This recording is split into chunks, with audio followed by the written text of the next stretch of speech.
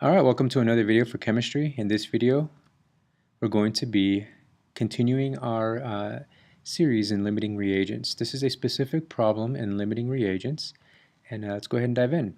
So urea is prepared by reacting ammonia with carbon dioxide. Okay, so here's the reaction to this particular problem. I have my ammonia, carbon dioxide, reacting to make urea and water.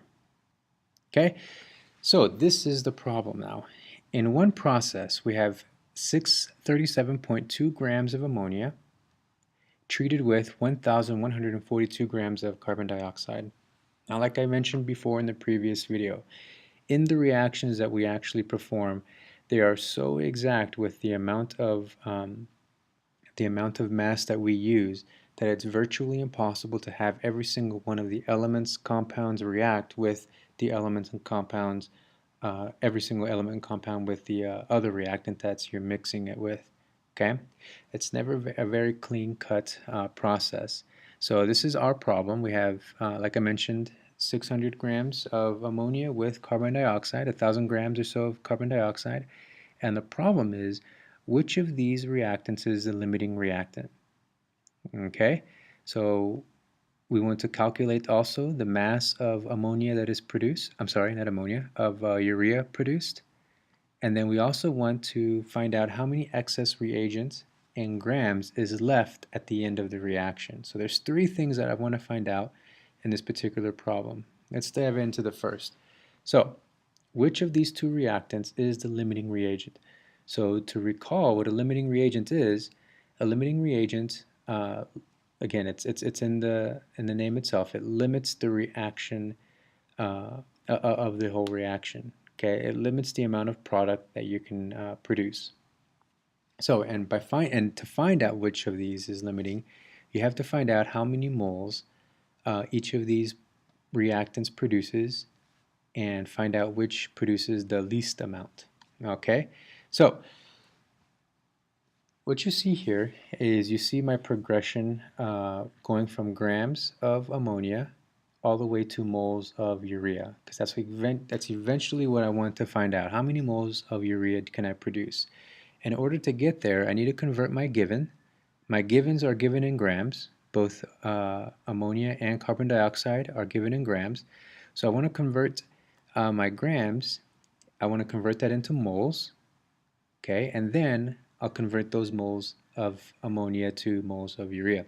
So starting off at the top, if I look up here, I have 637.2 grams of ammonia, and I want to convert that to moles of ammonia. So 17.03 is the molar mass of ammonia. Okay, so I found the molar mass of nitrogen and the molar mass of 3 hydrogens, added that together, and it's 17.03. And likewise, I did that with carbon dioxide at the bottom. Okay, so that is 1 mole of ammonia is 17.03 grams of ammonia. Now that will help me to eliminate the unit of grams of ammonia and convert that to moles of ammonia. But again, my answer needs to be moles of urea. So what I need to do is I need to look at my equation. This is my balanced chemical equation right here. And I need to find out the relationship between ammonia, okay, and urea. And I see here that for every 2 moles of ammonia, I produce 1 mole of urea. And that's going to be my ratio. So 2 moles of ammonia will yield me 1 mole of urea. And again, that's the ratio that I will use in my equation to help me find how many moles of urea I actually produced. Okay, so notice that my unit of grams will be eliminated, and then my unit of moles will also be eliminated, giving me moles of urea, which ends up being 18.71 moles of urea. So that's how many moles I produce with 637.2 grams of ammonia. So now my next goal is to find out how many moles of urea I produce given 1,142 grams of carbon dioxide. So again, I want to convert grams to moles, so I find the molar mass of carbon dioxide, and so for 1 mole of carbon dioxide it's 44.01, and again the moles of carbon dioxide are not what I want.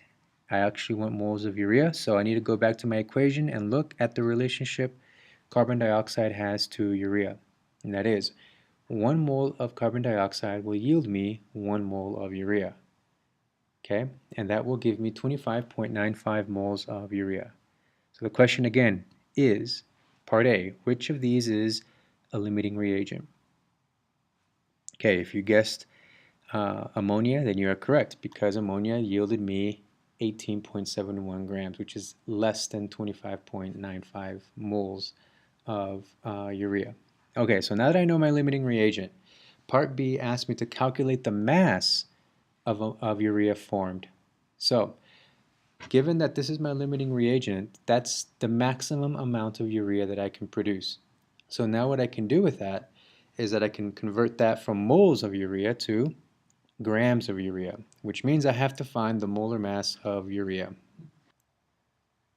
Okay, and that molar mass turned out to be 60.06 grams. Okay, so for 1 mole of urea, gave me 60.06 grams. Okay, so that will help me to eliminate the unit of mole of urea and give me grams of urea, which is what part B is asking me for. It's asking me to calculate the mass. Okay, so I do my math now, and I end up with 1,124 grams of urea produced. So ammonia ends up being my limiting reagent. And since ammonia was my limiting reagent, okay, read carefully what the question is asking in part C. How many excess reagent is left at the end of the reaction?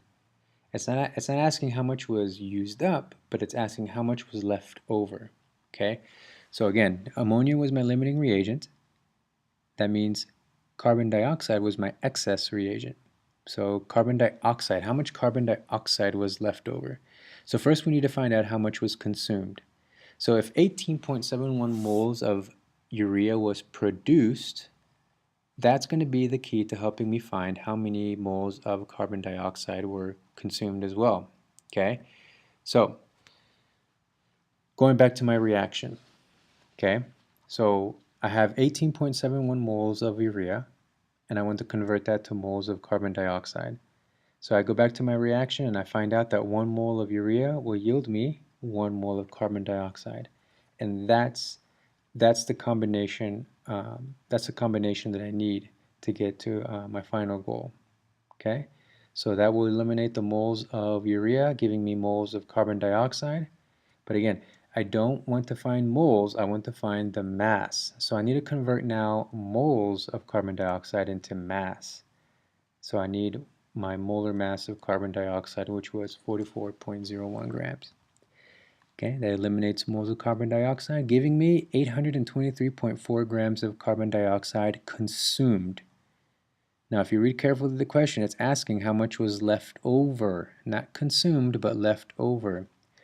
So then I use that number, okay, originally I had 1,142 grams, and I consumed 823.4 grams, leaving me in excess of 319 grams of carbon dioxide.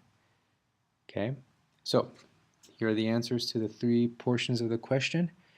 Part A, ammonia was my limiting reagent, and I ended up consuming, or how much was formed, it was 1,124 grams of urea formed, and how much of the excess reagent was left over? 319 grams of carbon dioxide left at the end of the reaction. All right, well, that does it for limiting reagents problem. I hope that this example problem helped. Do remember that you can go back and rewind or fast forward as you please. Watch it until it makes sense, and feel free to come back to class with questions. Good luck in your studying.